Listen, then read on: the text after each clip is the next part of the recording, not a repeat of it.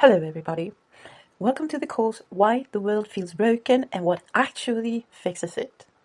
There are 6 episodes in this course. Have you ever wondered why some countries just seem to work, while others are constantly stuck in a cycle of poverty and conflict? Is it about natural resources or maybe culture? Well, in this explainer, we're going to dig into the one factor that might just be the hidden engine behind it all. And it really starts with a puzzle that has been bugging thinkers for a very, very long time. This question from the French philosopher Montaigne way back in 1562 just nails it. He was looking at the incredible gap between the super rich and the desperately poor in France at the time. And he was thinking, why aren't people rioting all the time? Why aren't they grabbing the rich by the throat? It's a fantastic question, and it's one that has puzzled people for centuries. And for most of history, really, the answer to Montaigne's puzzle just seemed completely obvious. The connection between massive inequality and violent conflict, well, it felt like a law of nature. I mean, it just makes sense, right? It feels intuitive. If the gap between the haves and the have-nots grows into this huge, uncrossable chasm, then eventually things have got to just explode. It feels like a matter of when, not if. And this is not some new idea. Let's go back more than 2,000 years to ancient Greece. You've got Plato saying the exact same thing. He wasn't just saying extreme inequality was unfair. He was saying it was a direct threat, the greatest plague that could lead to civil war. So for literally thousands of years, this has been the main theory. But what if that age-old assumption, as logical and as simple as it sounds, doesn't quite line up with the real world? What if reality is, a lot messier? And here's the big problem with that simple theory. Inequality in some form has been a constant feature of pretty much every single human society throughout history.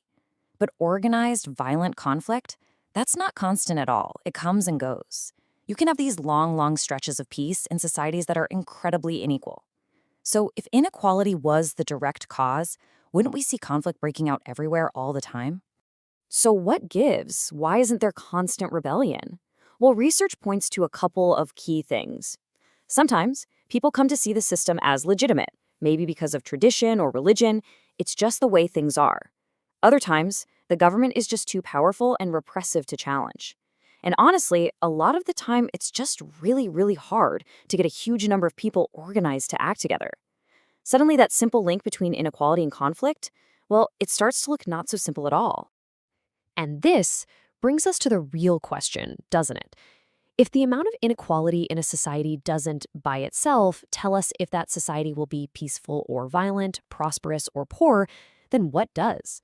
What's the missing piece of the puzzle here?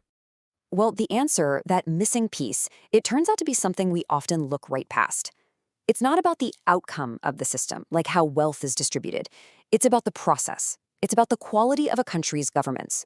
Okay, so what in the world do we actually mean by governance? It's not just about presidents and parliaments. It's the whole system. It's all the rules, both written and unwritten, that decide how power is used in a country. It's how people work out their disagreements, how big decisions get made, and how policies that affect all of us actually get put into practice. And this quote right here, it gets to the heart of it. This is the difference maker. See, in a country with good governance, decisions are made to benefit everybody, the common good.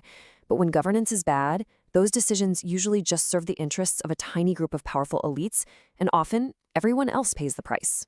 So this is the big shift in thinking we need to make. The focus has to move from the results of the game, like how much money people have, to the rules of the game itself.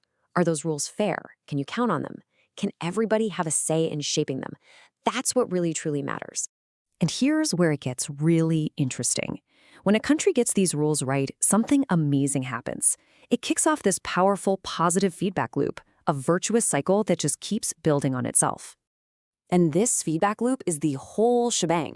See, good governance isn't just a one-time thing. It actively creates economic growth, social stability, and makes sure everyone's included. And then, a society that's growing and stable and inclusive, well, that creates the perfect conditions for even better governance. They feed each other. Let's break that down real quick. So first up, growth. It's pretty simple. When the rules are clear and you know your property is safe, businesses feel confident enough to invest for the long term. That creates jobs, it drives innovation, all because people trust that their hard work isn't going to be stolen by a corrupt official or wiped out by some sudden political whim. Okay, next is stability. Look, Every single society has disagreements and competing groups. That's normal. The key is having institutions that people trust, like fair courts or a responsive political system, where you can hash out those disagreements peacefully. Good governance gives people a real alternative to violence. And finally, inclusion. And this is so important. Good governance makes sure that everybody has a voice, especially women and groups that are often pushed to the margins. When people can actually participate and hold their leaders accountable, you get development that's fairer and built to last. All right, so this might all sound a little bit abstract, like it's about faraway places, but this has incredibly real consequences, not just for people over there, but for every single one of us right here. The connection couldn't be more direct. When we support the growth of open, accountable systems around the world, those benefits come right back to us. This isn't about charity. It's a direct investment in our own security and our own prosperity. I mean, just think it through. Well-governed countries are stable partners. They're not breeding grounds for terrorists. Their economies grow, and they become new markets where we can sell our stuff. They help support a world that's based on rules instead of just raw power. And they become allies in the fight against the international corruption and crime that threatens all of us. This quote from the UK's development agency just puts it so bluntly, so perfectly. The problems that are caused by bad governance, they don't stay in one place. They spill over borders. They end up affecting our economy and our safety. It's all connected. So we end up right back where we started. We've seen that it's not the gap between the rich and poor that's the real root of the problem. It's the underlying rules of the game, which of course leaves us with the biggest and hardest question of all. If that's what matters most, how on earth do you actually go about changing those rules for the better?